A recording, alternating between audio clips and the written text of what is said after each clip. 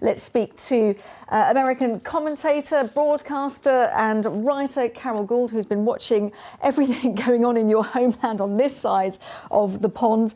Now, I know when the financial crisis took place, you suggested that we need a businessman in charge. We've got one. What do you think? Yes, I was on BBC Any Questions, the programme hosted by Jonathan Dimbleby. It must have been about 8 years ago. It was the meltdown 08, 09. And you're asked to conjure up a one-liner to warm up the audience before you go on the air. And the idea popped into my head that I'd been thinking about for quite some time.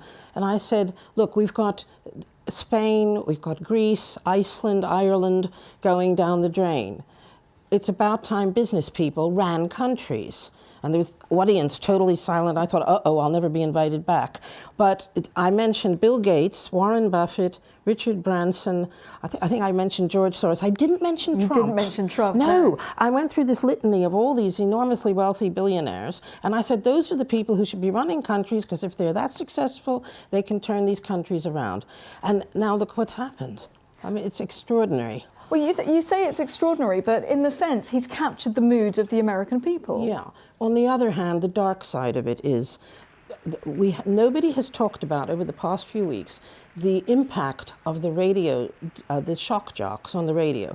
We don't have this in Britain. We've got some pretty powerful voices on radio stations, but the impact of Rush Limbaugh, Glenn Beck, these are enormous personalities on the radio who, since Obama was elected, from the day he was elected, have said he's dangerous. They're anti-Obama. They have influenced the American people to think that the Obama administration is just about the worst thing ever to happen. It also generated the Tea Party movement, which Sarah Palin started, very right-wing movement. So it isn't something that happened quickly. It's happened over years and years and years, the idea that we need radical change from the Obama administration. And today, you saw those sad faces, particularly Michelle Obama, because at the beginning of his speech, Trump actually traduced Washington, and he was also in a way denigrating the Obama administration. If you listen carefully, he was saying, look at what we've had to put up with, all these, now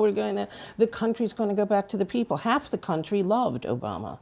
But you also obviously had a lot of supporters. People were voting for him ultimately. Sure. He may have not won the popular vote, sure, but he did win the college. Mm-hmm. In terms of when we see him speaking about a strong country, other countries may be thinking what is in store for us. But he makes the point, a strong country is a strong ally. So maybe this is beneficial for world order, or is it? Yes. Well, what was interesting is that Jack Ma, the billionaire who runs Alibaba, was speaking yesterday in Davos at the World Economic Forum, and he said the United States has wasted $14 trillion on making war, war, war. And he said that money should have been used inside the United States. Now, if Donald Trump can make America strong economically, stronger, it is actually not in bad shape.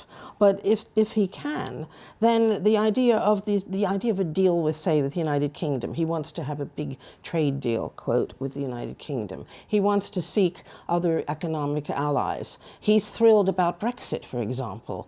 So if it works, then it is good for the people in middle America who've been unemployed for 10 years, who've lost their homes. It could be a good thing. Carol, listen, I know you're going to stay with us for our next edition, so thank you very much for your expertise.